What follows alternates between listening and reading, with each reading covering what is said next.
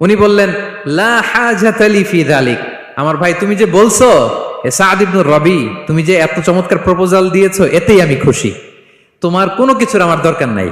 বারাকাল্লাহু লাকা ফি আহলিকা ওয়া মালিক। আল্লাহ তোমার সম্পদে বরকত দেখ, আল্লাহ তোমার পরিবারেও বরকত দেখ।